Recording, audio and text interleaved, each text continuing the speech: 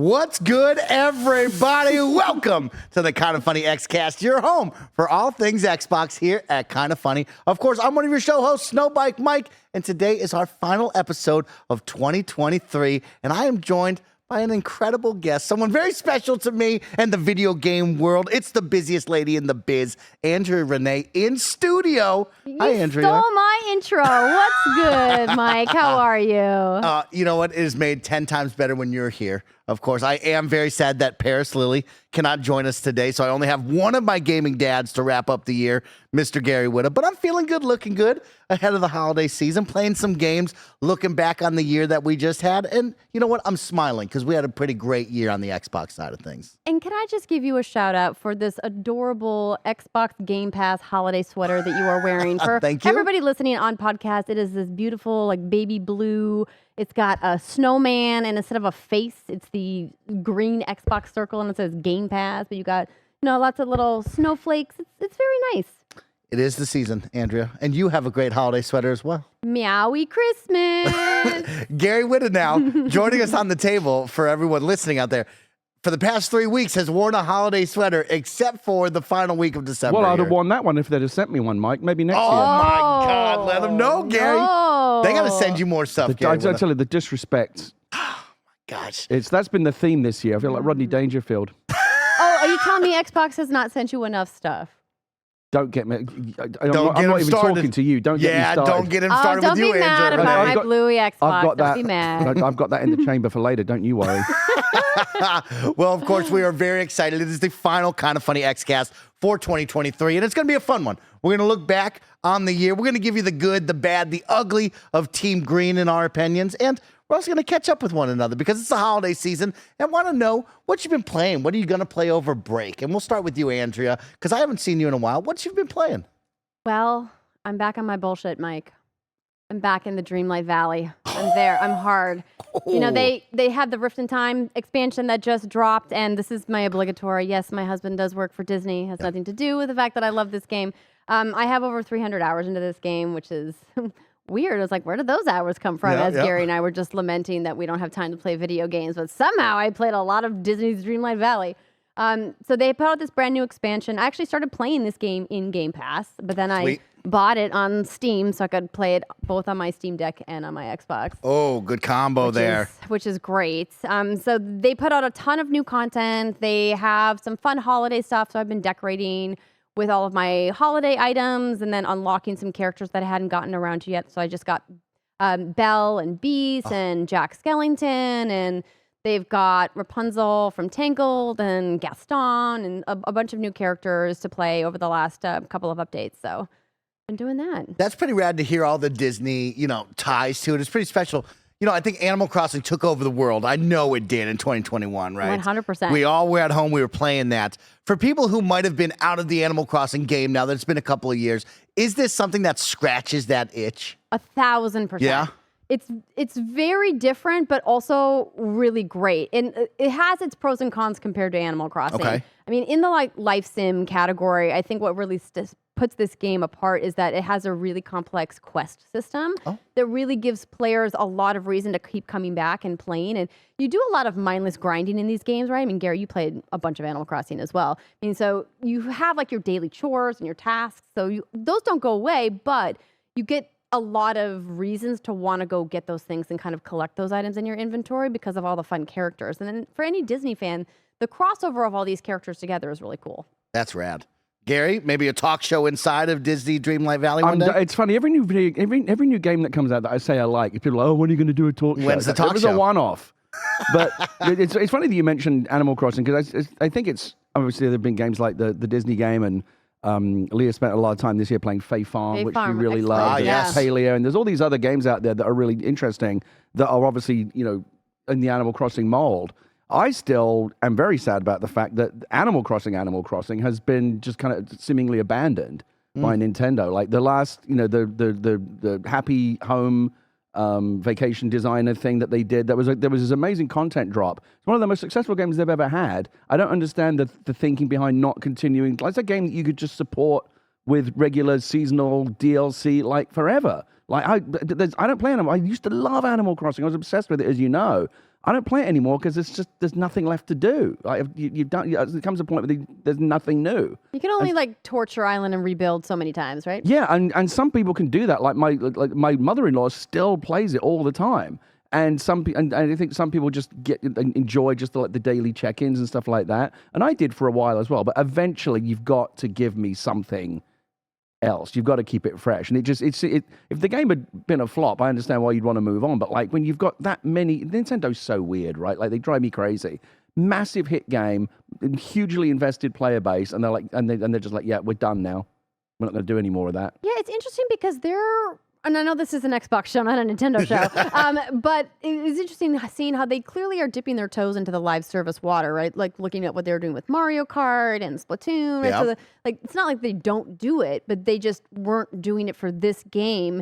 And they had a good amount of years to actually implement it. I think even if they brought it back now, legacy players would all flock to the game and buy new content. Yeah, it's interesting. I mean, you bring up Xbox, right? We're going to talk live service games on the Xbox side and how you continue that, how you keep that in the news. And it is odd that, yeah, a lot of my friends just fell off of Animal Crossing. No one's talking about that anymore in my circles. For Disney Dreamlight Valley, what are some of the things that would keep you engaged for the long term, right? I mean, Disney IP is easy to jump into. You bring up the Quest. Is it interior design? What more do they need to add to keep you on this hook for a lot longer? Well, they just implemented multiplayer, which I haven't really gotten to explore yet. So that was a big one that the community was waiting for. They officially came out of early access and are no longer free to play. They announced that they're going to be a retail, like premium paid experience, which I think is smart and better for them, but would like to see their prices of their, in-game currency come down a bit because it still feels like it's priced for free to play, which kind of feels bad, man, when you spend a lot of money on that game.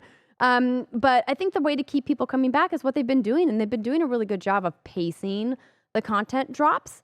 I mean, I think outside of like the power players you're never going to be able to appease, I think casual to even like core players are getting a lot of content at a reasonable pace. So they're doing a good job. Sweet. Disney character that you want to see added in the future. What's the dream Disney character right now? How much time do you have, Mike? I mean, there's so For many. For you, as much time as you want. There's so on many. This I mean, show. like I'm a deep cut Sleeping Beauty fan. I'd like to see Aurora or Briar Rose. The fairies. I think the 3 fairies in the game would be really fun. Sweet. So I would like to see those characters, but I also like a lot of the newer Disney stuff. I would like to see more from Coco. There's like some decor items, but like some of the cast of characters from that game would be really cool. More characters from Encanto. Like, come on, where's Luisa? Bring her to the game. Let's Is she go. the strong one? Yeah. Yeah, I like her. I She's like good. that. Gary Whitta, GTA RP 4.0, the No Pixel 4.0 server dropped. You get into that? What's up, Gary? I'm sure we talked about this back in the day. I had a brief period of really, really, really liking GTA RP. You were great I was at it. deeply invested in it. I was making content. I had a couple of different shows that came out of it, and it was a real riot for a while. But then it was like, I was just over it. Like I just didn't want to, and I never wanted to go back. I did see the trailer for 4.0, and it looks amazing. And it makes me wonder, why isn't that what Grand Theft Auto Online is? I mean, and obviously Rockstar can't make any more money than they already are, so they're obviously doing something right. But there was the RP thing, the No Pixel thing, was very frustrating for me because when it's good, it's amazing. It's like, man, this is the future of gaming. Like this is an actual living world. Everyone you meet is a real person. Everyone commits to the RP. It's really fascinating. But there's also a lot of stress and anxiety that goes along with it, like social stress. It's just, there's a whole, I talked about it a lot when I was playing it, and it's what eventually drove me. And I think the whole group of us that were playing, everybody but one person who still plays, have all left, and they all cited the same reasons. Like it's at the end, it becomes too stressful. And so we left. The same as with Warcraft. I say the same thing about Warcraft all the time. I have very, very fond memories of playing it, but I'm never going back. Okay. You've been playing any games lately? No, it's been a shit show at my house the last couple of months, Mike. Yeah, we were talking about that before the show. Oh yeah, busy parents. Toddlers. But here. we both got toddlers Yeah. who are, max out your bandwidth on the best of days. I had a flooding issue in my office. I had to rip all the floors up in my office. We've had construction outside, kitchen renovation, just so much stuff, catching up after the strike. Like I've barely had time to play anything. But I do have, I think, a modest plan to get some gaming in over the holidays. I know, like, I think people get depressed when they look at the size of their backlog. And at some point, you just have to make peace with it and go, I'm never going to play a lot of these games. I'm just never going to play them. Yeah. And so just, like, try to carve out, like, what you can do. So my hope for the holiday period is finish Spider-Man 2, which I still haven't done.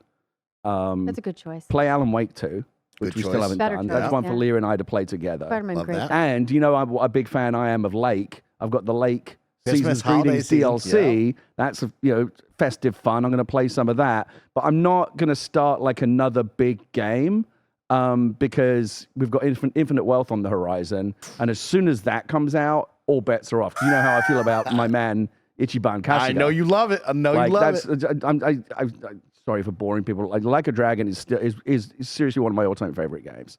And I'm like the sequel is like just a notch behind GTA 6 in terms of like how much I want to play that game. We absolutely need to get you on What's Good to Talk with Brittany about. Because I know Brittany's seriously Yeah. into it. Yeah, she and I often talk about it. Yeah. Yeah, she's. Yeah, get me on. When Infinite Wealth comes out, I'll come on. Yes, I would love that. Yeah, let's do it. Get the two of them together. Did you Let play them Like go. a Dragon? No, it was a series that I demoed a couple times over the course of my career, but never got into playing. So good. But I've always like kind of seen it as a game that I'd like to play, but again, just like add it to the list. It's one of those games that after you've played it, you become like a bore about it. Like you just bore everyone. Oh, you got to play this. You got to play this. Like you become like a advocate for it, and you want to like push it on other people. It's so But the I loved it. Donkey Island stuff though that they show. Oh my god! So there's going to be might like an be up Animal your alley. Crossing So game. now I'm like, Yeah. That's the scary thing. So like the Yakuza games always have this, right? And Like a Dragon, there's like a business simulation that's like a whole other game within it's a game. minigame mania, yeah. Yeah, and the fact that there's like a Animal Crossing type game built within this one, I mean, that's like Here it comes. Get ready. Double dipping for you and maybe possibly. yeah, for that's you, going to be Andrea. real. That's going to be really dangerous. The holidays are right upon us. And I want you guys, you might have family and friends over. What's some good holiday games? Maybe to put on the TV, let the little ones play, let the family jump into. Do you have any good holiday game recommendations for the TV? course. What do you got? Number one every holiday, Jackbox Party Pack. Oh, that's a great pull. And they celebrated Nice. 10 years this year. We had the pleasure of interviewing some of the devs from the Jackbox Games team on our final send-off episode before we went on hiatus for What's Good. And I mean, you could like pick any of the party packs and like have a good time. What I love about this as a family party game is that it works with people who don't play games regularly. Yes. Works with a lot of people of all ages. And in this new game, in Party Pack 10, they've added a lot more family-friendly toggle safety features. Oh, that's So good. That's for good. like language and content and other things like that, because I think people were like, hey, I want to be able to maybe tweak and tailor things, not only for family, but streamers as well, asking for more like settings and customization. What's the because usually in the Jackboxes there's usually like one game that like stands out. What's the one in the new one? Is there like a favorite game? It's tough because everyone's different, but my favorite is TKO 2. So it's where you basically create t-shirt designs. Okay. But the way that it works Oh no, I is- remember that. Yeah. You get a prompt and you have to draw what you think the prompt is, and then you have to write in prompts for other people. So you have to come up with phrases, and then everybody puts then one player puts a image with a prompt, and then everybody votes on which ones they want, and then you can actually get them printed. Yes, you That's can. cool. Yeah. Paired with an apparel I company. think we have it. We have Party Pack 10. Well, I Yeah. think we might bust that out over the weekend. My daughter loves them. That's a great pull, Andrea. Yeah, that one everyone can play, especially also on the cell phone as well. Great pull right there. I was going to go with some of my favorites, of course, Overcooked 1 and 2, which Ooh. I know you love, and I love it so it's much. very good. Of course, if you don't want maybe yelling in the kitchen and getting a little frustrated at each other, check out Moving Out and Moving Out 2. I think those are terrific. You're still going to More- shout at each other though. Yeah. So, yeah, but it's same more, kind of game. more co-op, you know what I mean? We work together, collaborative instead of competitive. And then, of course, Party Animals on Game Pass. I think Oh, Party love Animals it. is right up the alley for One of my anyone favorite games to of the jump year. into. It was in my top 5 games of the year. Gotta be, Gary. Loved That's right. it. What Loved would you put every on the minute. TV if you had everybody over, Gary? What's the game for everybody? Just So hey, talking about here's the controller. Jackbox, I wish there was a way to like do like greatest hits, like because like sometimes your favorite games aren't all on the same party pack, right? So if you could like Yeah. curate your own, would be really cool without having to like load different games each time. But I don't. It's a really good idea. Yeah, Yeah. just do like some The way that Halo you can- Master Chief I collection. did of ask them if they Jackbox. were going to do a collection, Yeah, and it they was need very to do much that. we have nothing to report at this time. Because I don't think there's ever been a Jackbox where there's like every game on it is a banger, right? Like so, there's usually one that a couple that are okay, and one that's like really good, and that's the one that you go to. My favorite one, and it was either the most recent one or the one before, is the one where it's like robot rap battles, and you have to write lyrics for the rap lyrics for the robots. I think that to was sing. on Party Pack 9. Yeah, that was a good one. I liked that one as well, and I like anything with trivia. I'm good because I'm pretty good at trivia. Murder Party Trivia was probably my favorite. Yeah, that one was good. Yeah, that's good. good. Yeah, and guys. honestly, I still like. This is old school, but like You Don't Know Jack is still good, right? Yes, Where it all began, so good. it's still fun. We used to have but back in the PC gaming days in the 90s, we used to have so much fun playing when it was still like Berkeley and Jellyvision and like before it became the big thing it is now. You Don't Know Jack was like, I just had so much fun with it. Yeah, it's a good one. I've been playing some good ones lately. I've been playing the finals, which is now out with the version 1.0, which I enjoy the finals a lot. It is a nice breath of fresh air in the first-person shooter genre because I go to Warzone a lot. And gosh, I love Warzone, but it is frustrating just only to start up. And then, man, do I get killed all the time. And it is a frustratingly fun game. But the finals has something special going on here. And I really like what this team has done. It has the Levolution, the destructible environments you would see in, of course, Battlefield. It has tight, fun gameplay. The movement is very fast. And I enjoy that, right? I think all the new young kids in this genre love fast movement, twitch, first-person shooting. But the catch is they have a fun game mode, which I really enjoy. The only downfall is it's only one game mode. That's my one catch to this is like it is one true game mode here, and they don't have anything else. So I feel like after a couple of times, it's right. They will put out more, but as of right now, to start this off, I should check this out because this is kind of up my alley. Is it taking off? I saw Shroud playing it the other night. I think there's a big popular reception to this. I think a lot of people are checking it out and playing it. It is 3v3v3, so all you need is 3 people to jump in. It is cool. But you can't play solo. Or is there matchmaking? Is there solo queue? I think you can solo queue, but I'm sure it's not going to go I mean, well for like, you. the pickup matchmaking is shooters is usually chaos. Yeah, this is not that is right, but it is a fun team arena based gameplay. It is very much capture the point. You go to a point, you hit the ATM, you wait for the money to come out, you grab that money, you go back to the next point and deposit those funds until you get a certain number to win the game. I like the whole Vegas like game show vibe. You know, it's something different. They have some beautiful maps, day and night in there. It is cool. It's fun. I've also been playing Inscription.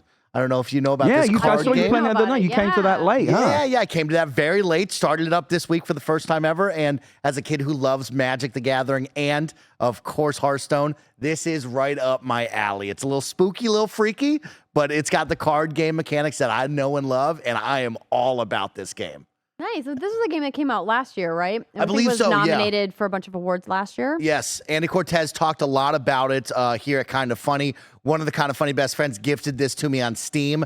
I turned it on finally, and I'll tell you what, I can't get enough of this. I'm thinking about this. I want to play more of this. It is very cool. It's definitely interesting to learn and understand, but it is easy. I think they kind of put on the training wheels at the beginning. It's like a roguelike, where you're going to die, you have to restart, you have to beat it all in one run. But I'm going to have a good time with this.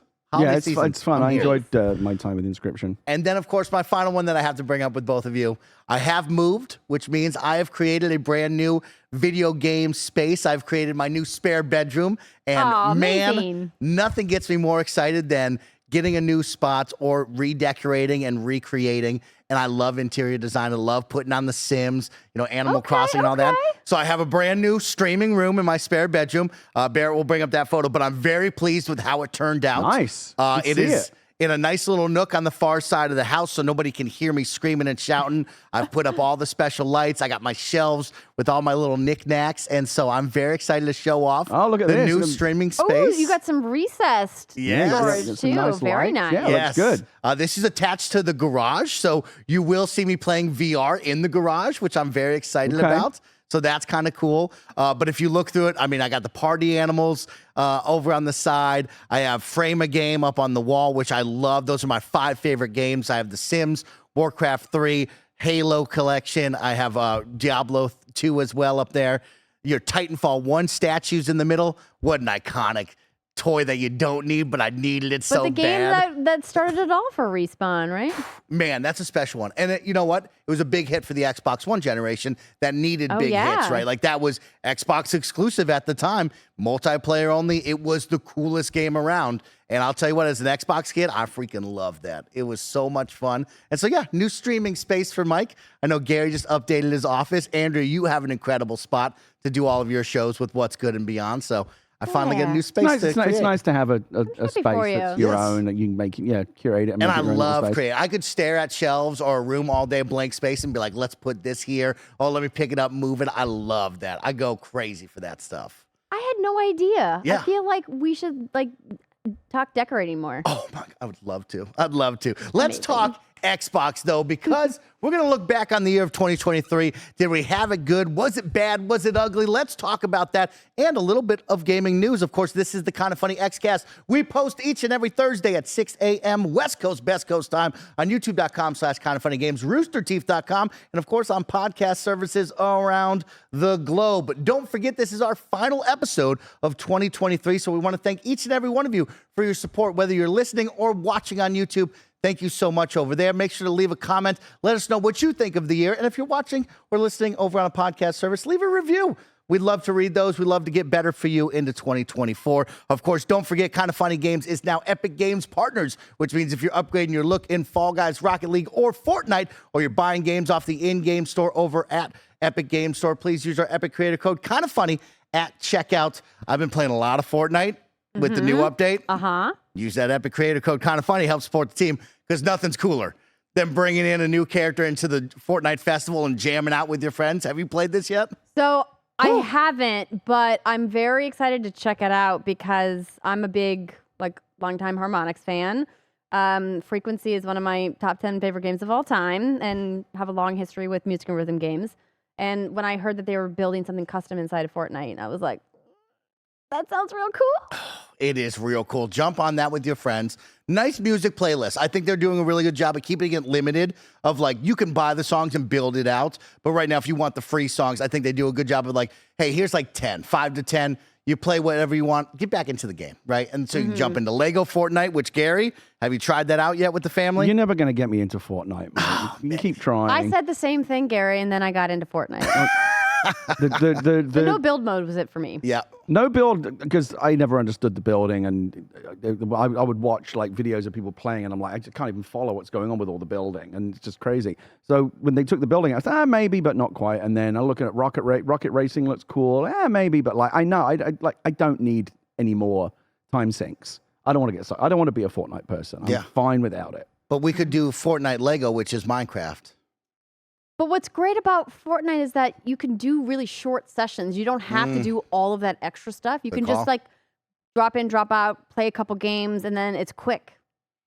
Yeah, I have Fall Guys for that, though. I still play Fall Guys. I love Fall Guys. I'm going to play that with my mom over Fall the Guys holidays. and Party Animals are my games when I just want to have I've got 30 minutes to burn, and I Jump in, get a crown. Yeah. Maybe well, the 2. funny thing is, I actually haven't played Fall Guys recently because I did that a couple of months ago. I was like, I haven't played Fall Guys in a while. I got 30 minutes, and I kind of got.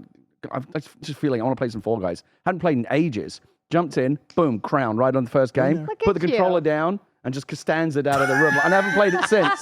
Retiring undefeated. That's good. That's good. Yeah. Of course, we always like to thank those who support us over on Patreon. Don't forget, you can sign up over on Patreon at patreon.com/kindafunny and patreon.com/kindafunnygames to get a bevy of bonus content. You can watch our shows ad-free live as we record them, or even get them later on ad-free, so you never have to put up with pesky ads. But we'd like to thank those who support us, whether you're watching live, like Mr. Hawks, Omega Buster, Alex, and so many best friends in the live chat, or if you're one of our Patreon producers for the month of December, like Jackson Hampton and Delaney Twining. Thank you so much for your support. This week, the Kinda Funny Xcast is sponsored by BetterHelp, but I'll tell you all about that in just a little bit. Guys, let's get into some small news stories before we break down the year. I got a good one. Bobby Kotick is stepping down December 29th. This is something we already knew. He was going to leave the company after this acquisition merger, but we now have a firm date. This is coming from Tom Warren and Ash Paris at The Verge. Activision Blizzard CEO Bobby Kotick is stepping down officially December 29th. Microsoft has not appointed a direct replacement and instead has rolled out a suite of Activision Blizzard executives, including Blizzard President Mike Ybarra, Activision Publishing President Rob Kotick, and Activision Blizzard Vice Chair Thomas Tipple, under Microsoft's Game Content and Studios President Matt Booty.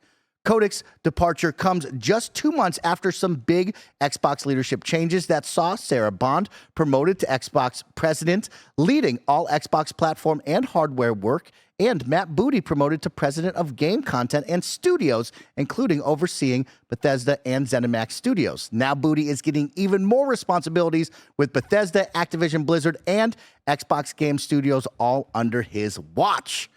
Andrea Renee, I'll start off with you since you're our guest. Now we have a firm date. We knew this was going to happen, but of course, good news for people out there. And of course, a new restructure, a new game plan for this team, adding another very large team under this umbrella. Yeah, this has been the legal battle of the year, right? I mean, arguably of the decade. This was a huge deal, a historic making deal in video games, having the Xbox deal close with Activision Blizzard. And I think, it was a little hairy there. We thought it might not actually get done, but they got it across the finish line, and Activision clearly had a lot of baggage coming into the deal, and Xbox has done a really good job of trying to put forth a really positive culture in the world of video games. They've made a lot of really important statements and really stood behind some of their key pillars like accessibility and inclusion, and I think that they've done a really good job of trying to be better by leading, which is something that Phil Spencer has talked about quite a few times. And so with the Activision issues with the conduct allegations with Bobby Kotick and other senior leadership at Activision, they were cut off for them about what are we going to do about this issue once the deal finally closes. But I don't need to regurgitate all of the things that we've already talked about, all of us on our respective shows over the course of the year. Listen, he's getting his beautiful golden parachute. He's going to ride off into the sunset. He's probably not out of games because, a lot of those high-performing creative types typically will step back for a little bit and then they'll come back in and do something else. But, he's not part of this leadership structure anymore. Yeah, it was fun when we were in the middle of when is this deal going to go through? Of course, we saw Xbox really stand up and say, hey, we're changing the culture. We want to implement this culture. And then everybody would scream, well, fire Bobby Kotick. And it was like, well, they don't own them yet. It's not that kind of time. Now we are at that moment, and it is that time. Gary, we talk about bringing in another team under the umbrella. Of course, Matt Booty, Sarah Bond getting new roles. Matt Booty taking on a whole lot from that team. What do you anticipate here coming from this merger as what we saw with the ZeniMax Bethesda deal? I think the only way is up, really, for Activision and Blizzard. Kotick leaving, for better or worse, probably for the better. I'm sure there's plenty of people at Activision and Blizzard would be glad to see the back of him. He has been synonymous with Activision for as long as many people can remember, right? But I don't think he particularly distinguished himself or made Activision a better company. There's a strong argument he made it a lot worse.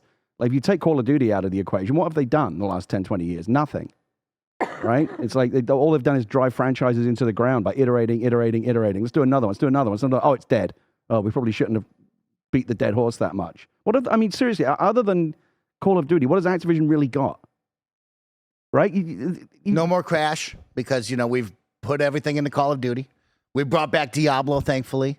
World of Warcraft continues those are the Blizzard titles that they acquired. And look at where Blizzard was when Activision bought them. Look where they are now. Do you think it's gotten better or worse? Worse. Yeah, a lot worse. So it can only get better. Worse games. The games are worse. You think Blizzard's portfolio of games is worse now? I think the quality of the games is worse. Okay. I think there's a lot. I think that's a giant umbrella to put over like a lot of different teams and games. I don't think that categorically everything under Blizzard is worse than it used to be. I didn't say everything. I'm sure there are some things that are better, but like the games, which is the main thing, are worse. And I think statistically that's inarguable. Like, look at the review scores. Diablo 4 set records and became the fastest selling game in their history. Yeah, and now everybody hates it because they failed to sustain it. Don't get me wrong, Diablo 4 is a great game. I loved it. It's my most played game of this year. But when it came out, everyone was so relieved. It was, oh, finally Blizzard gets something right, because it had been like Overwatch 2. I challenge anyone to defend that. Warcraft 3 Reforged, a disgrace, right? What else have they done? Literally nothing. So I feel like Blizzard has been coasting on fumes for a while. World of Warcraft has been on fumes for a while. I think there's some argument that Dragonflight, and now that Chris Metzen's back, that might be back on an upswing. But I just kind of feel like it just seems to me that both Activision and Blizzard did very little to innovate or do anything interesting or new during Kotick's reign, because Kotick's number one thing is increase value for shareholders, right? That's his job as a CEO. And he's done that very well. Like, by that metric, you can't fault the guy. But as the boss of a video game company, like, has he made video games better? Did he make those companies better at making video games? No. They, again, I think, like, almost inarguably got worse across the board. And you could do a chart of review scores or player sentiment or whatever, but like it's just that Activision used to be a great company. Now it's just the Call of Duty company. And Blizzard used to, I edited PC Gamer in the 90s when Blizzard was like a blue chip. It was like every game that came out was an absolute banger. Now, and look at where Blizzard's reputation is now. Like, it went off a cliff, and I hope they get it back. I love Blizzard. I thought Diablo 4 was great. I hope that is the beginning of them turning a corner. And I think having better leadership, non-Kotick leadership at the top now with Max Booty and Phil Spencer and all the rest of them, who I rate all of those guys. Those guys are worth $1 million Bobby Koticks to me. I think it will get better. I think there will be more of a focus on quality and originality and innovation. Phil's already said we're not just going to keep churning out Call of Duties every year. Because look at Modern Warfare 3. People hated it. It doesn't work. Right? They're so out of ideas in that franchise, and we see it now increasingly. Vanguard, people hated it, right? Because let's go back to World War II. Do you not have any other ideas? It's so boring. And I just kind of feel like Activision is, again, I played Activision games like in the 80s and 90s when Activision like was a great company. Like like Atari used to mean something, now it doesn't mean so much anymore. And I think a lot of that is down to the way that Kotick chose to prioritize what that company was about, which was just keep hitting the money button. People like Call of Duty, just keep shitting out Call of Duty all day. But again, when I say to people other than Call of Duty, what have they really done? You really have to rack your brains and think of something else that Activision does other than just make Call of Duty games, because that's all they do now. It used to be a company that made like a wide range of really interesting games and actually innovated. They haven't done that in a long time. I'm hopeful, to your question, that the new leadership, the new Microsoft leadership that will be replacing Kotick will get that company back on a creative track, because it hasn't been for a very long time. Andrea, we talked about the ZeniMax deal and when that went through and how you balance bringing them in, but also letting them stand alone and work on their own. How do you envision this with a number of kind of senior leadership at Activision leaving during this deal just shortly, and then adding in new leadership rising up from the bottom, coming up with new people? Do you think it will go well?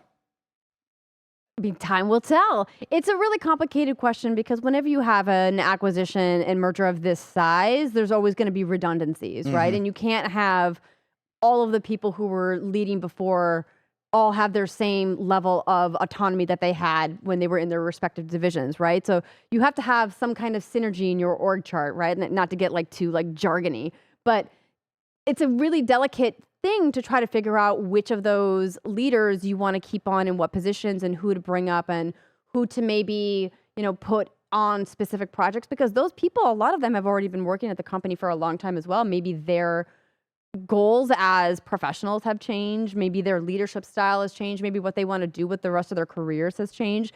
Managing that is not an easy task. I think that it's exciting looking at some fresh talent getting the opportunity to shine. I mean, even if you look at Phil Spencer as the example, I mean, he's been at Microsoft for such a long time, and he himself put the time in and rose the ranks, and now is obviously leading this team.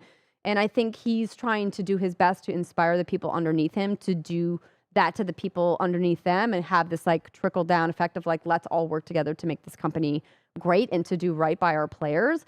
But I mean, it takes everybody working together at that vision. You can't just have somebody, even a leader at the top that has great vision. You have to have the people underneath executing it, right? And we're only going to start seeing how that's going to come together next year and beyond. Yeah, of course. It is going to be quite some time to see what really happens in this big picture of things. But we now have a firm date. Bobby Kotick is leaving the team December 29th. So we'll get some new The other news, thing, by the way, and we'll since move we're on forward. this, the other thing I hopeful changes. Don't forget, it's easy to forget, but it wasn't that long ago that like the biggest headline in news was the toxic culture at Activision and Blizzard, right? And Kotick was that was all on his shoulders. Like we saw evidence that he swept that under the rug, that he enabled it, that all of that stuff was terrible. That was like a big story for a long time. And you know, again, we have short attention spans, so we moved on. But I doubt that's all been fixed. Again, I think there is a better chance that will get addressed now that it's under new leadership. I honestly wouldn't be at all surprised. We'll never know this, but I wouldn't be at all surprised if we found out that Kotick going was a condition of the sale. So it feels I don't want him here. Like I'm not going to deal with him and just get him out of the way. And Bobby, I'm sure would have been happy to take a multi-million-dollar golden handshake, fuck off and go sit on a beach. That's the dream. I mean, there's not enough time for me to respond to everything Gary said in the last 5 minutes alone. I mean, I wanted to bring up that Activision had this little game called Destiny that they launched. Destiny, that you might okay. have heard about. That was pretty great. Yeah. Destiny 2, also pretty great. Guess that doesn't matter, doesn't mean anything to Gary. There's just too much to unpack into Gary's wild take. Not wrong, not all wrong anyway, but like there's a lot there.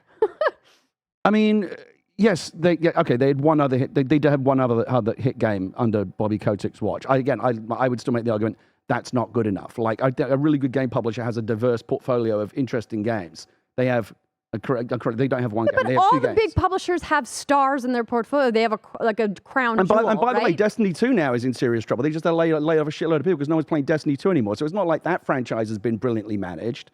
So, you know, that's a whole separate issue, right? But like, I mean, Destiny came into being underneath Activision's like leadership and guidance and money. yeah. And I would say that's more to Bungie's credit than Activision. Of course. But like they were underneath that umbrella. I mean, I feel like you can't make these sweeping broad brushstroke statements and then start nitpicking only the parts that suit your arguments. But I can do that, and I'm going to continue to do it right now. Okay, Gary. Hit me with it before we run to the ads. I'll ask you again. Other than shitting out a Call of Duty game every year and having one big hit with Destiny, which is now floundering, what has Activision done in the last 20 years? I mean, a ton of games. They have lots of licensed IPs. They have a whole line of Transformers games that did very well. They had the Spider-Man IP for a while. They had several Spider-Man games that did well, to name two of the IPs that they worked on. I mean, obviously, we talked about Crash Bandicoot games of all of the varieties. The Legacy Crash, the remasters, and now like the Crash Rumble also doing very well. That's just a handful. I mean, 20 years of Activision is a lot of history to go through, and I don't need to go through all of that because, Gary, you're angry right now, and it's okay to have those feelings. I'm not angry. It's You're just not? you asked me a question about the leadership of Activision, and my argument is that it's been very poor. Okay, I guess We're we're just hoping gonna. that it gets better. We're going to take a moment Yes. to hear a word from our sponsors. Then we're coming back with more Xbox talk right after this. This episode is brought to you by BetterHelp. This time of year can be a lot. Having to figure out, am I getting a gift for this person? Am I not? Whether or not your family gives gifts during the holidays, you get to define how you give to yourself. And the holidays are a great time to do just that with therapy. You can get out of your negative thought cycles and find some mental and emotional peace, and it can give you the tools to find more balance in your life so you can keep supporting others without leaving yourself behind. Some of my best friends use BetterHelp and love how helpful it can be for learning positive coping skills and how to set boundaries. It empowers you to be the best version of yourself, and it isn't just for those who've experienced major trauma. If you're thinking of starting therapy, give BetterHelp a try. Make your brain your friend with BetterHelp. Visit BetterHelp.com/kindafunny today to get 10% off your first month. That's BetterHelp, HELP.com/kindafunny. BetterHelp.com/kindafunny. Welcome back, ladies and gentlemen.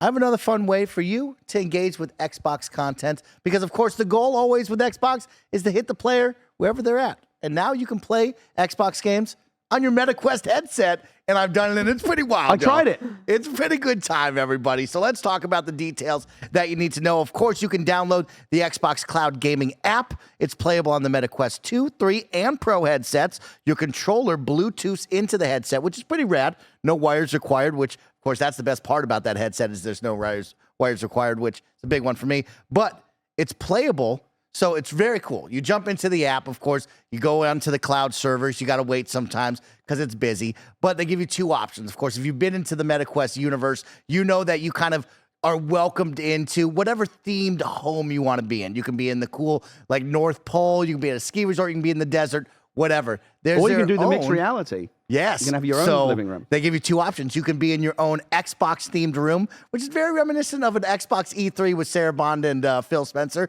It's like a lot of silver, white, black, and green.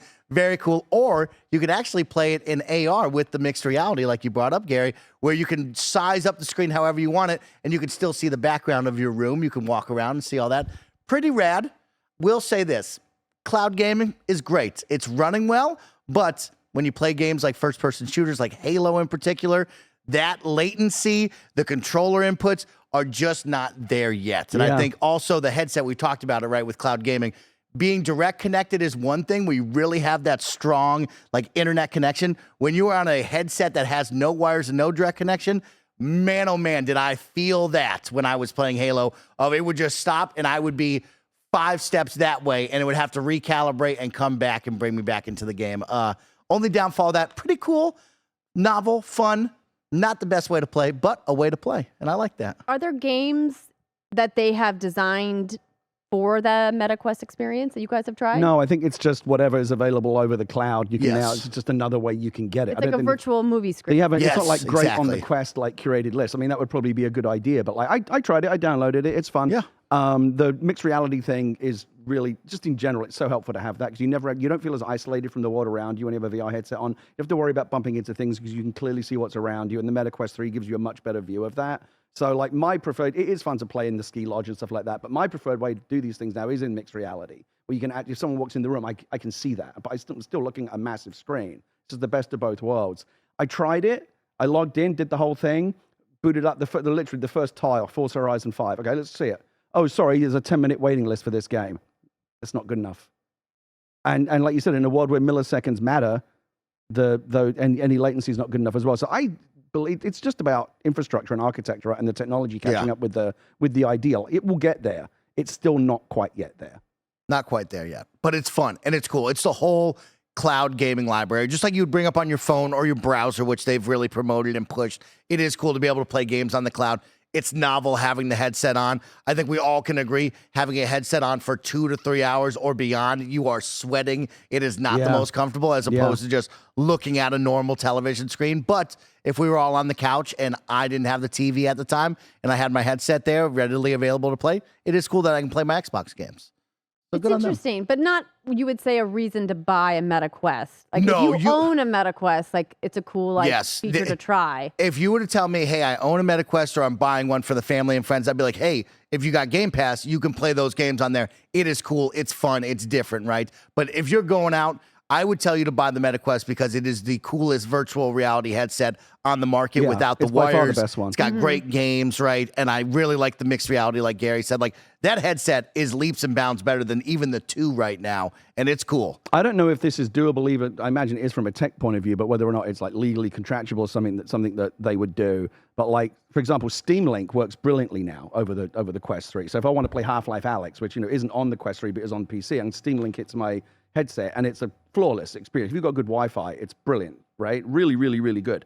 If there was some way to have a similar experience where there's like an app that is just basically it's like a PlayStation Portal, right? But it's your headset. So the game's running locally, you don't have to worry about latency or waiting lists. But the only latency is between the local hardware and the headset. And that's generally much better. So I would like to see a way to kind of have your headset just be an additional device for the games that you're playing locally. Steam Link does it really, really well. Interesting. Like with like an Xbox Series X or with a PC? Or either? I mean, so I mean, with a PC, you can basically already do it. For an Xbox, presumably you would need some kind of dedicated app on one end or both for them to talk to each other. I'm sure some people have already figured out ways to like kind of hack it, but I would like to. It'd be a really cool like official solution for it, because it is cool. Like the effect of seeing like the way that VR fills your whole vision. You can spend a lot of money on a 120-inch TV, or you can basically create the illusion of one in a tiny little headset, and because it really does work. I know that the cloud app that we're talking about has 4 different sizes of screen. You go all the way up to XL. It's massive. Yeah. And it looks really, really good. And again, the bottleneck is not the VR hardware or anything to do with it. It's just the cloud gaming bottleneck that's Connecting across to their all servers. platforms. Yep, of course. Hitting the so blades. I would like to see some kind of local solution to stream Xbox games into my headset. You been playing any VR at all, Andrea Renee? You know, I have struggled a lot. I mean, we have the Quest 2 at home, so I've done a little bit in there, but I've struggled lately with VR and nausea. Oh, yeah, it's a lot. tough. So my Um, wife Leah had that with the Quest 2. She said with the Quest 3 it went away entirely because they've done something either to the frame rate or the field of view or something else to mitigate that. And she said a lot of the issues that she had with feeling nauseated after a short period of playing, the Quest 3 seems to have fixed that. Yeah, they've made a lot of strides in frame rate's a big one for VR and motion sickness. Your pupil distance matters, like where it fits on your head in relation to your ears matters. And a lot of the early VR headsets were designed for bigger male heads. They're like target demo.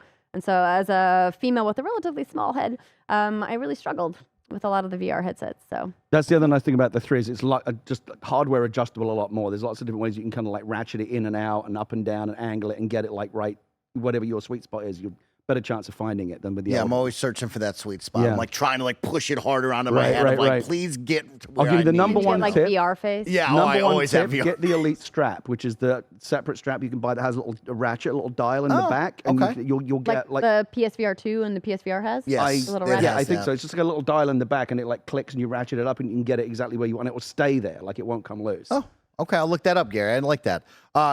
Guys, I want to talk about Xbox's 2023 because it's the last episode of the year. We've had a good year at Xbox. You know, I tried to say great. Gary checked me. He said it was good, Mike. Yeah, I think it was good, Let's not cool great. it a little bit, you know. I think they're on the right path. But let's talk about 2023 since it is the final episode. I want to have the fun, good, bad, and ugly part of the episode. I've given you guys a list of some goods, some bad, some uglies that we can go through. And we'll start off with the goods because I love to keep it positive here on the Xcast. And I want to talk about some fun moments, some good moments that you liked in the Xbox world or even in the gaming world here for 2023 because there's Sure. been a lot. And so as you guys take a look and you start to prepare, I know I was the one who prepared it all. So I'll start off first. I want to highlight a fun one. That's Age of Empires 2 and 4 coming to console. I know a lot of people probably didn't jump into this one. Maybe you're not a big RTS fan like I am, but I do have to give a major props to this team. As someone who loved Halo Wars 1 and 2 on console with controller, it is tough to bring the RTS onto a proper console with the gamepad, but this team has done a really good job, and I wanted to give them their flowers. I wanted to highlight it one more time this year because what I thought with what they did with controller support, fantastic. The tutorials were great, right? Like jumping into a meaty game like Age of Empires 2 and 4, a big lineage, a big franchise. It is kind of intimidating, but I think what they did with the tutorials to bring you on, to onboard you into the world and the game and the controls, fantastic and a really good job. And most importantly, the new villager resource system. I don't know if you guys played it a lot, but they took what essentially is the core of the RTS experience of making sure you're managing all of the resources and understanding what each role needs to do and how you play it out. I think they did a great job at saying, hey, we can dial that back. We can make it easier for people to be onboarded and kind of hone in that system to make it, oh, I want more wood. Oh, I want gold. I want food. How do I make it fast and simple? Fantastic job. So I got to give kudos, big kudos to Age of Empires 2 and 4 on console. Nice. Andrea Renee, give me a good. Give me a good. A good. I mean, yeah, you have a lot of good ones listed here, but I feel like the one that I'm going to pick, and I was looking up one of the announcements that they also made that I was trying to get the exact name of this program that they announced. Let's see here. Oh my gosh, I don't know. Hi-Fi Rush, I guess. Hi-Fi I mean, Rush, so yeah. what was really cool about this announcement for this game is that, people clearly knew Tango as obviously a developer underneath Bethesda, underneath Microsoft Game Studios, as the people who were doing The Evil Within, right? And they obviously course. came from a different kind of legacy. And then out of the blue, just like Beyonce dropped this game. Yep. And it was incredible and something so different than the last title that they had put out and different than Ghostwire Tokyo, the other game that they were working on and had released. And I was just so charmed by this game. Obviously, I already said on this show, I'm a fan of rhythm and music games. The way they incorporated music and rhythm into this game, making the world come alive with the beat and having everything synchronized to the same beat, everything in the world kind of moving together. Really interesting combat design incorporating the beat as well. Things that we've seen be done in different ways, but nothing quite like this. And then this really cool art style. Yes. Kind of like a mashup of like a comic book and cell-shaded art style. Just a really fun game that I highly recommend people check out if you missed it when it came out earlier I this wish year. more games were this colorful. Yeah. Games are often so drab, Yeah. And one of the things I liked about that marathon trailer that Bungie put out this year was like, look, colorful and bright. And the same with the finals, right? Bright colors. I know that's not as fashionable as it used to be, but like I like really bright, colorful games. And you're right, the art style is beautiful on this game. Yeah, this one evoked that emotion of Sunset Overdrive back in the Xbox One era, of feeling that color, that pop, the combat, and like you said, the Jet beats, Set Radio, of course, 808, constantly keeping the beat for you if you can't catch it like I can't. The combat was fun. It was frustrating at times, but the accessibility and what they did with difficulty scaling and how they evolved that over time. I mean, nominated for numerous awards at the TGAs. This is probably, I might say, the biggest highlight of Xbox's 2023 is this game right here. And I think that says as much about the rest of 2023 as it does Hi-Fi Rush. But like as I'm looking at it now and remembering how much fun I had playing this, I kind of feel like in a more just world, this would have been a bigger hit, a bigger deal. We'd be talking about it more, don't you think? Yeah, I think it lets us kind of ponder the pros and cons of kind of surprise dropping a game. Yeah. Right? It's like, do you benefit from having a full game available and taking advantage of a one big pop PR and marketing moment? Or is it better to have a sustained, longer marketing campaign? Yeah. I mean, I think there's pros and cons of both. It's going to really depend on what the project is and the scope of the project. But it's like, would this game have done better if they had had a preview where we could like get the information out and people could see it and maybe put it on their wish list or whatever, and then have people see it multiple times, and then when it finally launched, be like, oh, I remember hearing about that game, versus, oh, I don't know anything about this game. I maybe missed the one episode that, Yeah, of course. Yeah, it was whatever, fun right? when it kind of came out of nowhere, but I don't know necessarily what like the marketing wisdom behind that is. Like maybe you do miss something by not hyping it up more prior to release. Yeah, and of course, this did come out at the end of January, so at the beginning of the year, it has been a packed, stacked year, right? And I that's the think other thing. It's just game such a pundits crushed and year. people have kept it in the limelight, have talked about it a lot, but in a year that is so jam-packed, it is easy to forget what you were playing in January, February, March at the beginning of the year compared to right now, right? September, October, November, probably hotter on the tongue when you think about the games you've been playing. Yep. Gary, give me a good. I'm going to go with, okay, so one of the two hardware boxes that I wanted checked from Microsoft this year got done, which was they finally put a decent amount of storage in the Series S. And they finally made the Series S like a properly viable, I've said it before, I've got to get off social media, man, for one thing. Like, I'm no longer on the Hitler fan site, as you know, but like I still get into trouble on Threads and some of the other places. Somebody was going off on the Series S the other day saying it's not a good console. Who are these people? Where are they getting their opinions? It's just a bad take.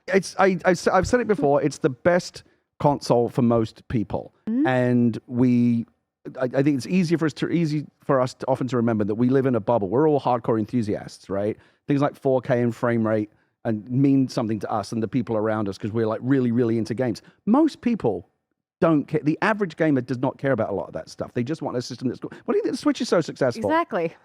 The poor performance of that machine relative to other consoles has not held its back at all because most people don't Technical care. performance, They you just mean. want a machine that's reasonably priced and has lots of good games on it and is fun to play. And Switch does that. Xbox Series S does that. By the way, I don't know if you've noticed, there's some mad deals, holiday deals going on right now in the Series S. You can go to Costco and get like a Series S with a bundle of stuff for like $150. Mad. Got to jump on that. Got to jump on that if you see that deal. That's an insane number. But the storage space was just terrible. And there was obviously, because of the way they've chosen to do it, there's no way to upgrade it. By the time you add the extra memory, you may as well just get a Series X at that point because it's so expensive to add storage to it. But the 1 terabyte, the Black Series S, I think, was one really important step. Then the one that I want next, and I've said it before, is I want the digital Series X. I have no need for a disk drive. I don't know how many. I think there are still plenty of people that do care about games on disk. I personally don't, and I want to have that option. Sony gives it to us. PS5 is available in digital and with a disc for the people that I paid $100 extra for a disc drive that I'm never going to use. Well, now that they make you install the game, I had that experience, I was like, okay, I was a hardcore like physical media person for a long time, but I got the Mortal Kombat 1 disc for Xbox, and I had to wait to play my disc game until it installed, and I was like, why? Yeah. What are we doing here? This defeats the whole purpose of the disc. Is it even still hitting the disc when you're playing the game, or does it just dump everything from the disc onto the hard drive? Well, it dumps it onto the hard drive as long as I'm locked in or logged in. I actually haven't tried playing it without the disc in. Because, it's going to ask for the disc, because I'm turns sure. out like I don't have any other discs right now, so that just sits disc in there. just sits in there forever. Right. That's how I was with my PlayStation 4. I think like Uncharted, one of the Uncharted games, whatever the most recent one, was just in there the whole time, and I never put anything else in. Everything else was digital. You know, talking about hardware and elevating that, you talk about the Xbox Series S 1 terabyte. We also finally got a new expansion card set from a different company, right? And that was the big one of, hey, the Seagate partnership is awesome and rad, and the expansion cards are cool, but man, they're way too expensive. Very Yeah. expensive. Of course, Team Xbox said, hey, we're going to open that up. We're going to allow others. And I believe it was WD, Western Digital, that did come in with the newest one. Still a little bit on the pricey side, so we are hoping for some more competition there in SSD price tech tag. has come down, Of but course. it's still, I mean, it's Still still really high. fancy, cool wizard tech, God, right? it's so like, cool. so like it's expensive. Of course, yeah. but yeah, it'll be interesting to see in a year, 2 years from now, are there more companies that do this? Do they all jump on? When will it start to go down significantly where you really feel like 1 terabyte, 2 terabytes, 5 terabytes is a good purchase that isn't something where it's really going to bust the bank? Because right now it's busting the bank. I just feel like we're always going to be like feeling that we're maxed out on this stuff, because even as memory prices come down and storage prices come down, and with the next,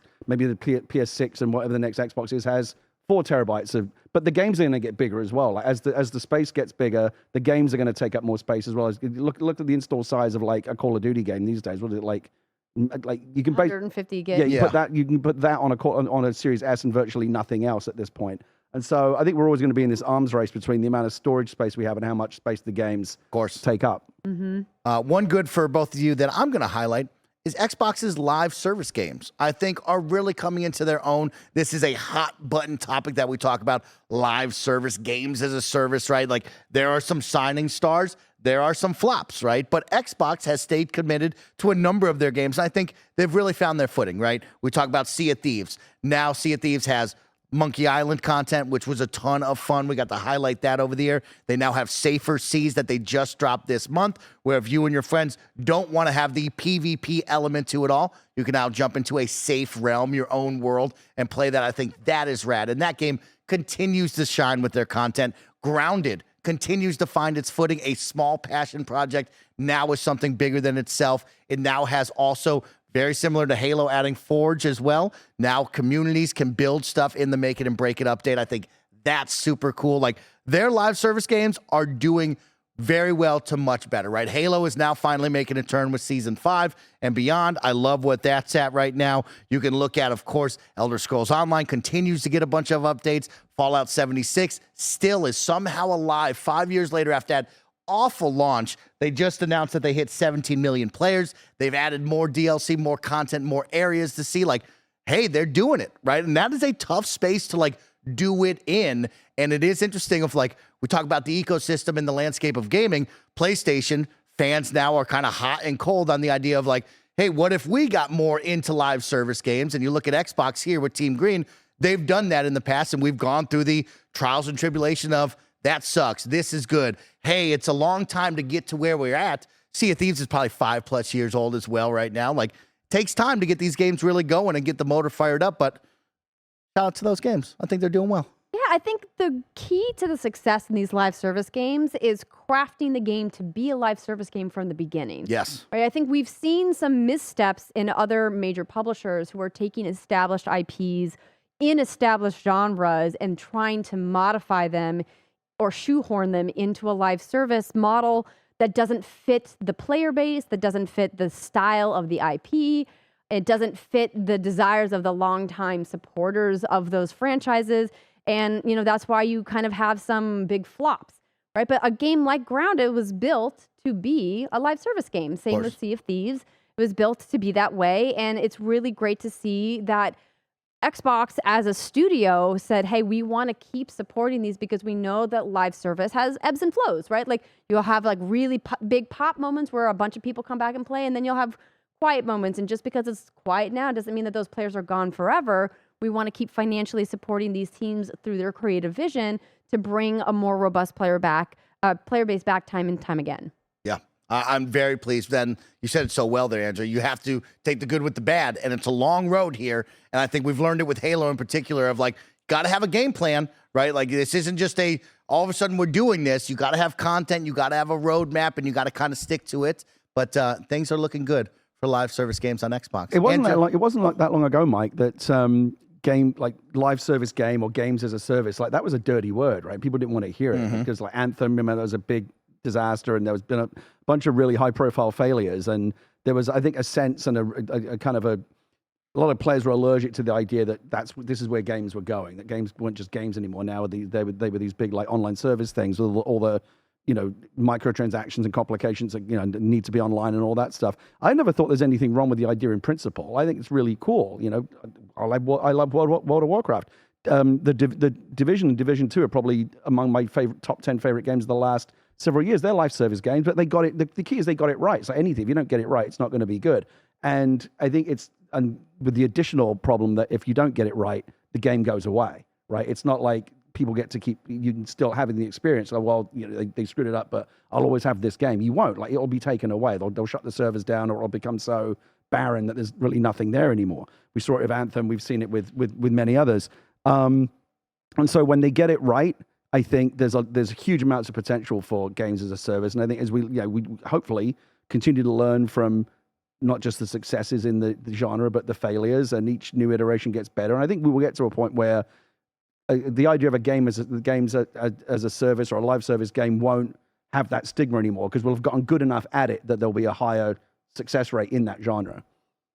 Andrea, give me another good. I found the program, the ID at Xbox Developer Acceleration Program that they announced at GDC, the Game Developers Conference earlier this year.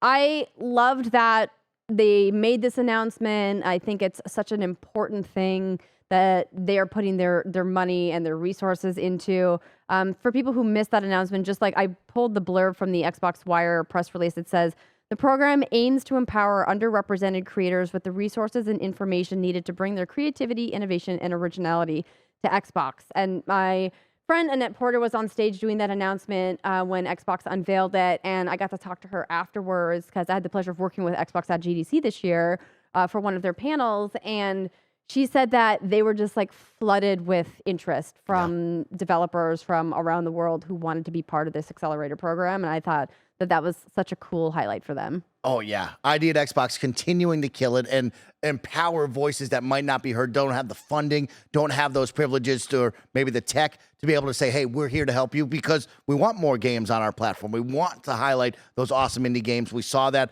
back in the day of Xbox Live Arcade and what that did for indie games and putting them on the map in front of me, the gamer who doesn't know everything going. Remember, they used to have the weekly drafts in the summer? And, that's old school. ID at Xbox continues to do that. So good highlight right there, Andrew. I think Chris Charler and that whole team over there continue to kind of just quietly do some of the most valuable work in the games industry in supporting, like you said, underrepresented developers, fostering innovation, helping like surface really interesting indie games and ideas that other companies might be too afraid of to take a risk on. I think it's still one of the areas where Xbox is better than PlayStation. I say Xbox, I think, has historically always had and continues to have better indies. PlayStation indies have gotten a lot better, but like if you said to me, should I get an Xbox or a PlayStation? I never give a straight answer. I said, well, okay, well, what do you want to do with it? Like, because it's not as simple as that. And if you said to me, oh, but I love indie games, I say get an Xbox, because they continue to be better at it, I think. Give me a good, Gary. A good? Give me another good. We're having some fun with the goods. I like parking the bus on the goods. I think positive. Parking the bus on the goods is a good place to end the year. I love parking the bus on the goods. Keep it positive, and let's keep the negatives to a minimum. Under the bridge already. It's like, we might just let them wash away. Is right, Andrew. I might not look back. Diablo 4, another game that I would actually put overall. I would put that in the good category. Okay. I'll do Diablo 4, but I'll add a caveat as well, just kind of a bookend to our previous conversation. That was my most played game this year. I think if you look at I didn't go look at the hours, but I'm quite certain that if you look at like my hours put in various games this year, Diablo 4 by far and away. Like I played a ton of the season 1 content as well.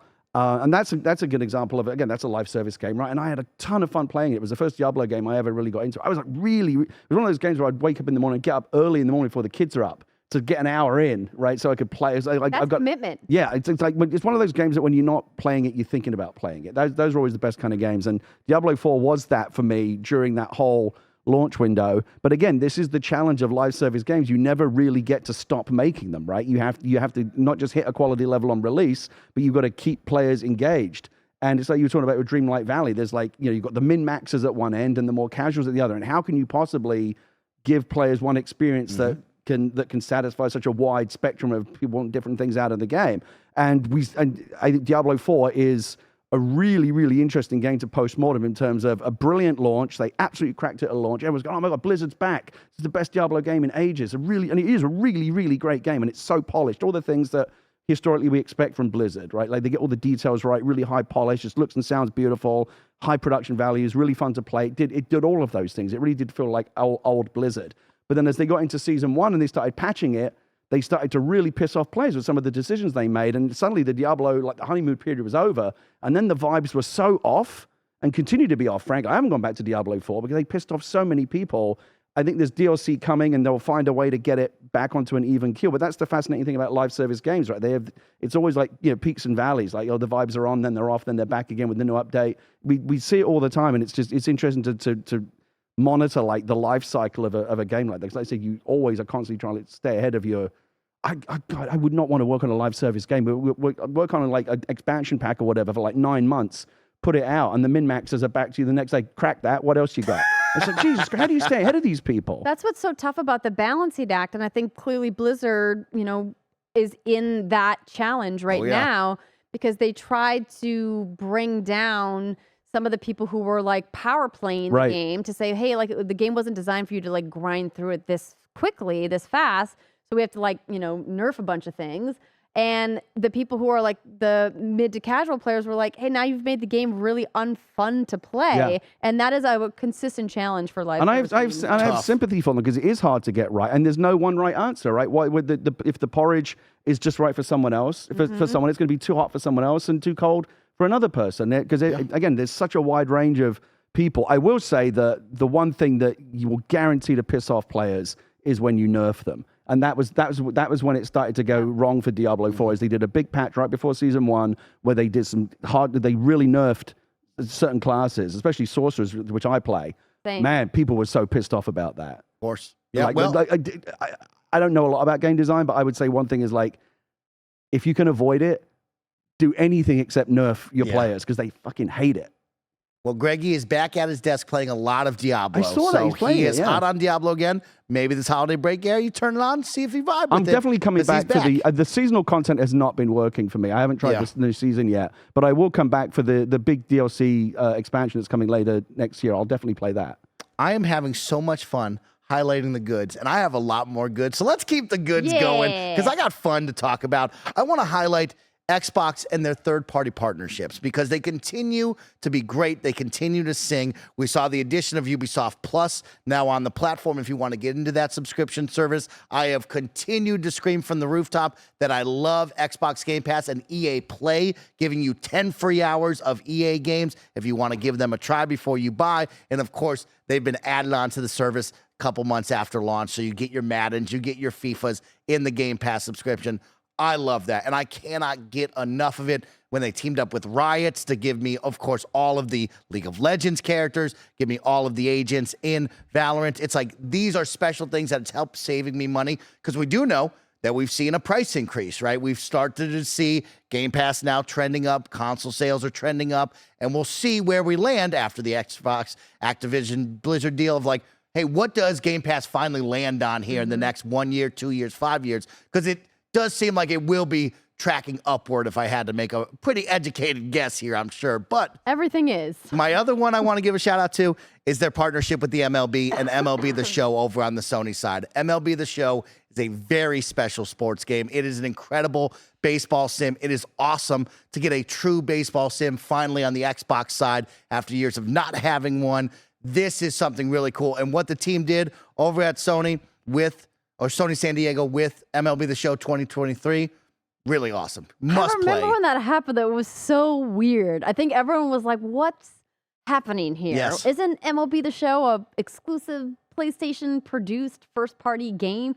And MLB is like, "No, we negotiated this deal." And everyone's like, I would love to have been a fly on the wall. Well, and MLB was so right for that, right? This is America's pastime, but it also is the most unfun to watch, probably the most quickly dying sport out of all of the sports that your kids could get involved in and like us being excited to watch. And MLB needs to find a way to adapt and be a part of the youth and get them excited. And the only way to do that is to put it in video games and get more people playing. And I think it is right to have a sport like that, a major sport, be on every platform, right? And I mean, Xbox players win in this situation of it's on Game Pass. That's crazy that I don't have to spend $60 to $70 on this game. And it is a high quality video game. Yeah. It's unbelievable. So, hey, keep working those deals, y'all. Y'all killing it. Do you really think baseball's dying? I do think so. I think in terms of the numbers, it is, yeah. I think popularity is I mean, we see the down. deal. Yes, the Shohei Ohtani deal I was and gonna beyond. say. I think the pay is amazing. I think the sport is fun, but I think when we talk about watching the sport, especially here in the Bay, right? You're looking at the Oakland A's barely pulling in thousands of people to watch them, right? And that's also on the owner and the team, which is kind of bad. But like, I think kids right now, you see LeBron James and Steph Curry in a flashy, quick-moving sport of basketball, right? You look at soccer, which is a world global phenomenon with people like Messi on your television screen. You see that and you go, I want to play that, mom and dad, as opposed to baseball where it is tough, right? They had to shorten the pitch count to keep people awake and engaged with the product. I do think that baseball needs a shot in the arm. It's tough, right? It is America's pastime and it has a long lineage, but it is tough to look at kids and be like, yo, baseball? I mean, listen, I called it boring in the Hope stream, so. Exactly, yeah. I just wanted to get your take. No, I hesitate to wander into territory that I know less about. Sports is certainly one of them. I do remember reading something about how like attendances are down and TV numbers are down, and it wouldn't surprise me if it is because, to Mike's point, baseball's a very slow and boring game. Like if you really love baseball, then there's a lot there for you. It can get exciting. Bear's a it's not baseball guy. Universally boring, but there are long stretches when But baseball is. in an era now in which we've seen attention spans. Like kids won't watch anything more than 10 minutes. What are you kidding me? See, that's the thing. I ain't got time for that. We've failed our future generations already. I mean, you're not wrong about that. The attention span thing we got to reverse somehow. To the point where like we've added a timer to count down when the pitcher has to like do his next pitch, which has ruined the mental chess game that the pitcher and the batter are doing right now. It's ruined the sport because we need the kids constantly fucking moving and paying attention and jingling the keys. And as someone who's already a baseball enthusiast, I get that. But like, if you're looking to attract new fans and young fans, the game is just deathly slow to watch compared to the point you just made, Mike, about basketball and soccer, where the ball is constantly in motion, right? And there's always something happening.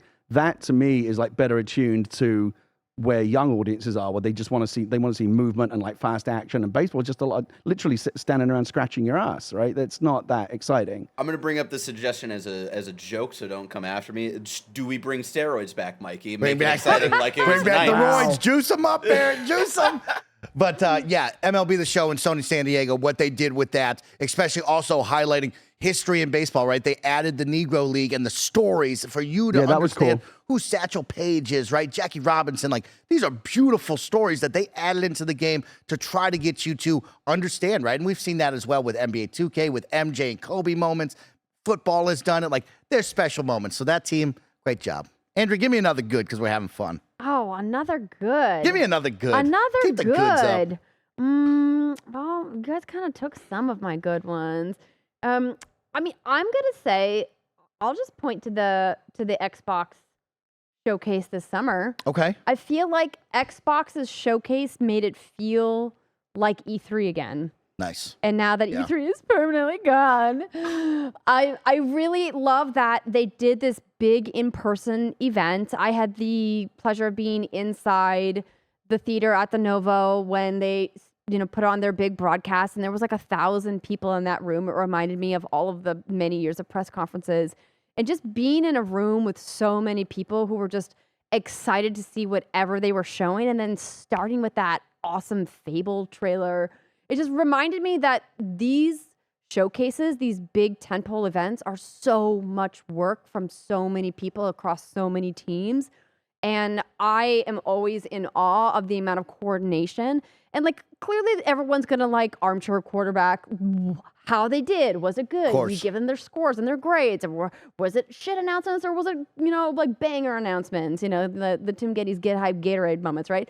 And I think that showcase this summer back in June really just like brought in that inspiration for me to be like, oh yeah, this feels like the kind of thing that I know and love. Yeah. I gotta leave, but I want to say goodbye. Oh, that's great. It's It's Greg Miller saying goodbye. It's a pleasure having you here. See you, Greg. We didn't catch that. What was said?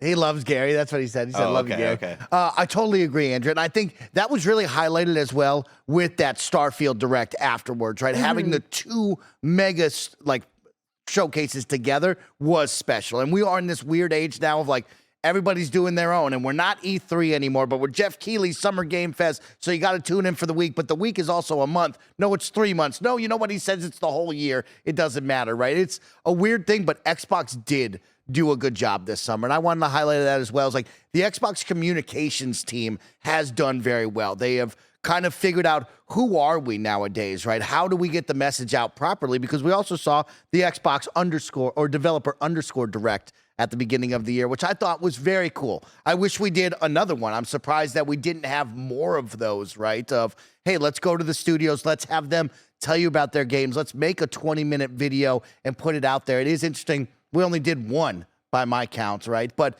I think they're trending in the right direction of 2023 and beyond. Hey, this is where we hit the messaging, right? Summer Games Fest will be there with something big. Hey, we really kicked butt at the Game Awards. What if we did 2 to 3 of these developer directs in the middle? There's also the ID at Xbox Indie Showcase. They do those when they team up with other ones. So that team is getting much better. And I think Tina and the crew have a fun job ahead of them.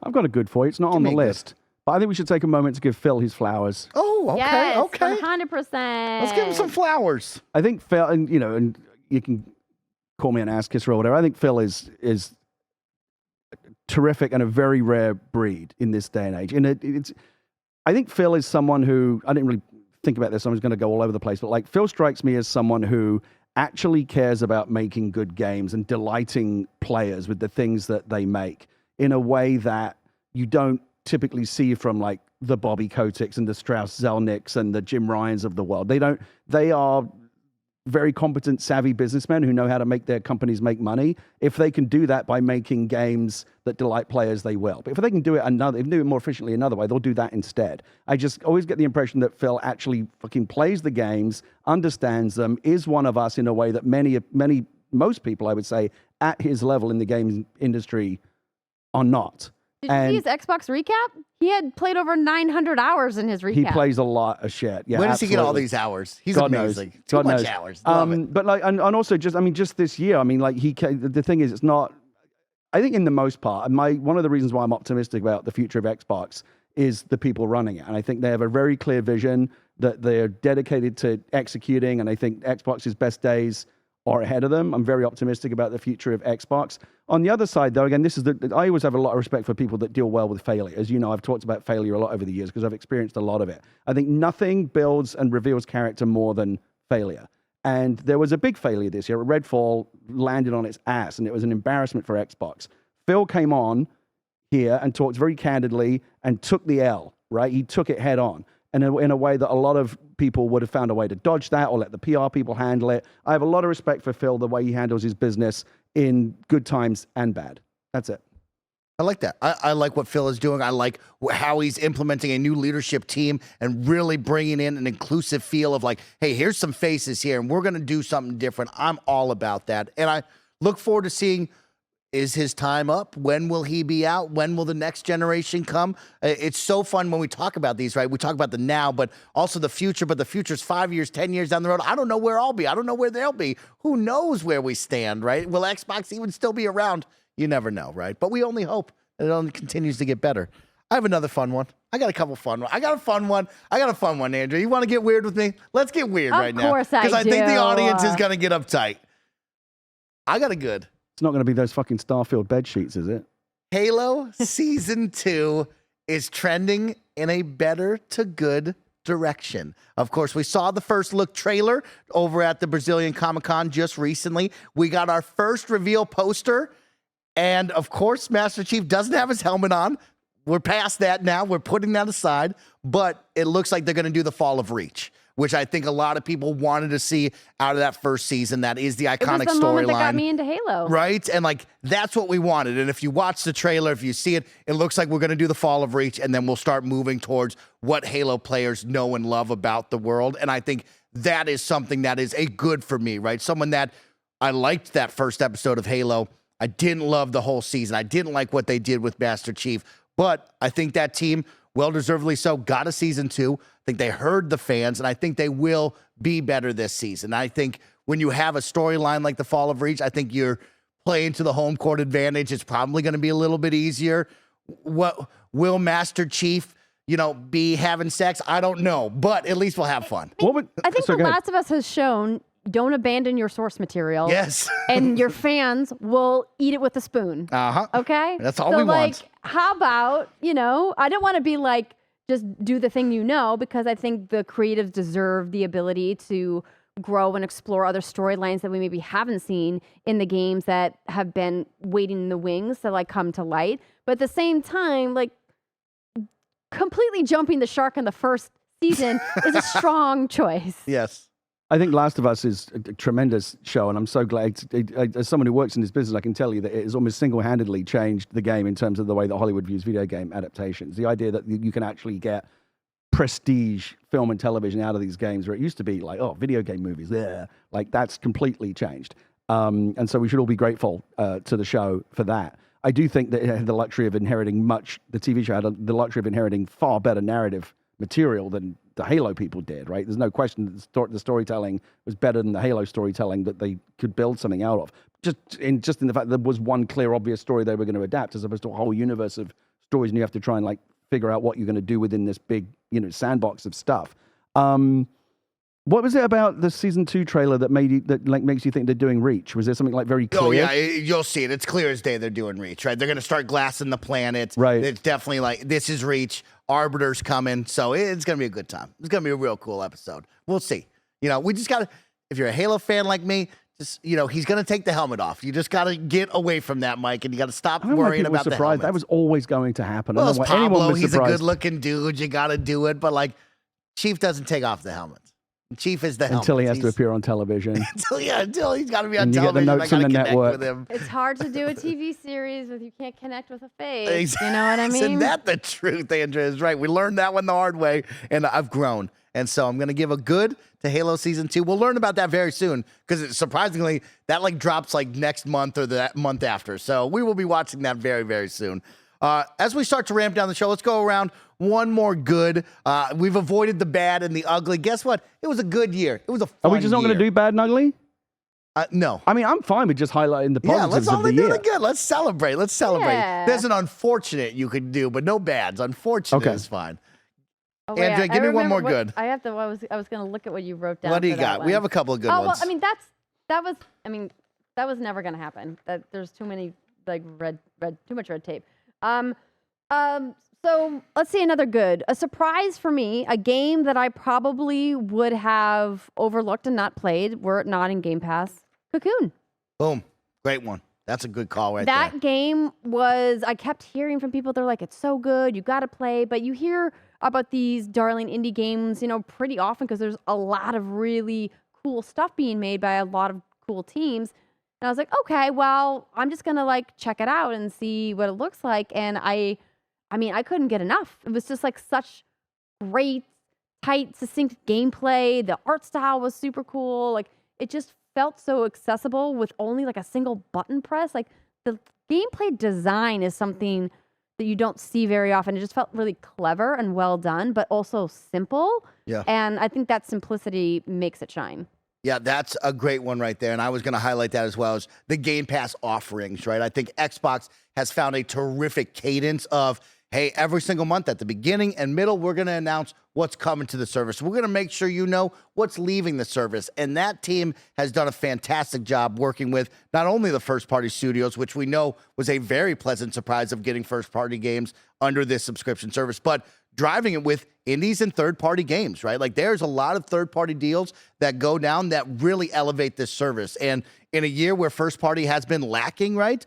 Third party has picked it up, and Game Pass deals have picked it up. I mean, you're getting Remnant 1 and 2 right after its release of Remnant 2. You get Party Animals Day 1, Payday 3 Day 1. You get Gotham Knights over on PC where it was actually running 60 frames per second. You get Lies of P. Like, you could go down the whole year. It is amazing that every single month there is something that is powerful and something you probably would have spent $60 on. And then there's other highlights that are like, oh, I never would have played that game, but now I'm going to check out Sea of Stars because of that. Like, I guess the positive for Gotham Knights is that it did help people not actually have to pay for that game. So, yes. There it is, Barrett. And I mean, games like Texas Chainsaw Massacre and Exoprimal. These are games that maybe might not come off as super popular or is a $60 price tag where it requires 4 to 3 people. And it's tough for me to be like, yo, Andrea, you know what game we're going to play tomorrow? Texas Chainsaw Massacre. And you're like, Mike, I don't like that. I don't know what that is. But I need you to spend $60 because you're my friend and we got to play it together.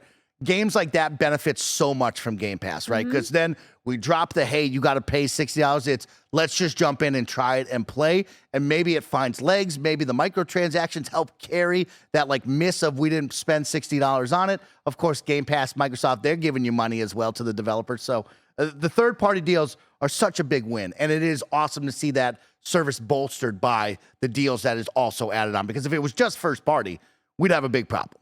It wouldn't be worth the subscription fee. I was going to bring up, I chose not to bring up Game Pass as a good on this show because, you know, it's almost like a meme at this point with us. Like we go on about it so much. It's such a great value in gaming. But what are you supposed to do when it actually is that good? Like it genuinely is really good. Yeah. And how good it is. One thing that I think I may have mentioned this in the past that I really like about Game Pass is not, yes, value and all that kind of stuff. It's just that I've talked about it before as like a discoverability engine. And I think that there is I've certainly had this experience with different kinds of games, and I'm sure many others have as well. A game that might not be your cup of tea or the kind of game that you don't want to play or you don't think you're going to like it. Someone else recommends it to you, but I'm not going to pay, even if it's $10 or I'm probably not going to like it. But if it's free, no risk, give it a try, download it. And like, I feel like with a system like that, again, the economics of it all are very opaque to me. I don't quite understand like how Game Pass makes money, or if it makes a load of money, or if it's losing money. I don't know. I don't care. I just know from my point of view as a gamer and as someone who's like interested in discovering new types of games and broadening my horizons, Game Pass is great for that because it makes it so easy for me to try things that I otherwise would never try. Yeah.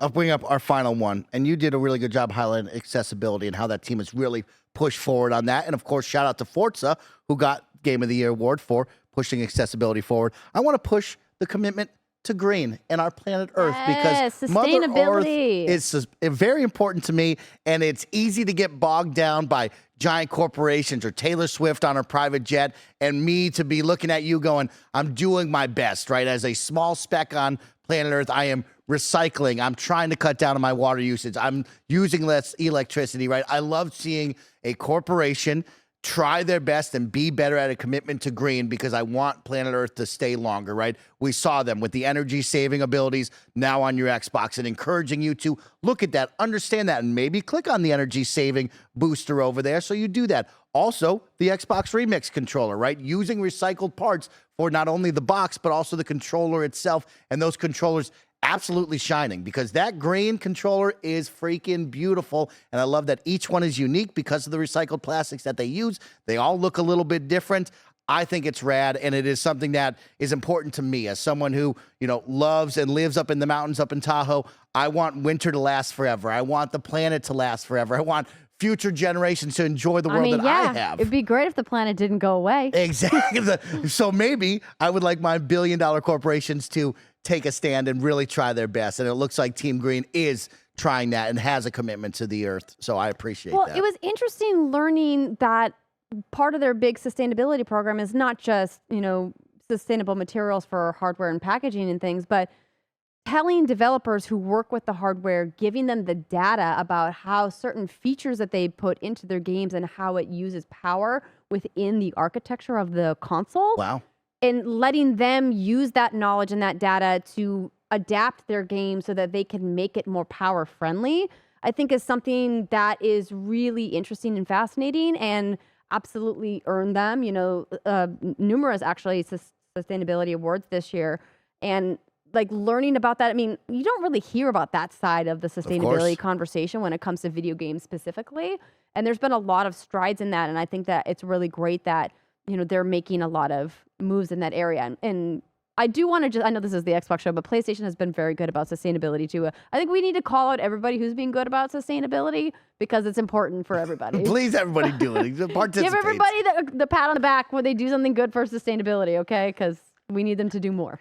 Gary, Andrea, and the audience out there, this will wrap up and conclude our Kind of Funny Xcast for the final episode of 2023. It was a special one. Of course, big love to Paris Lilly, who is enjoying his Christmas vacation with his family now and missed this show. But of course, very special to have you on in person, Andrea Renee. I freaking love it. Thank you for that one. Gary Whitta, you're the best, big dog. Thanks, you get a buddy. little break. I'll see you in 2024. We'll have some more energy, some more Xbox fun. And of course, we're not going anywhere. But with that, thank you all so much for tuning in. Make sure to follow Andrea everywhere. Go check out What's Good Games. And of course, have a wonderful holiday season. On behalf of myself and the team here at Kind of Funny, thank you so much for watching and listening. We do appreciate you. Happy holidays. Goodbye.